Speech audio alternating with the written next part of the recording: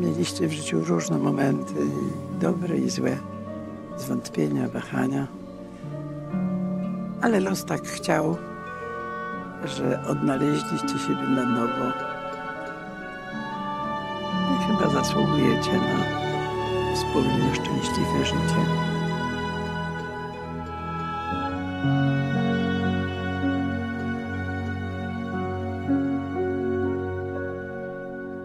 Był piękny dzień.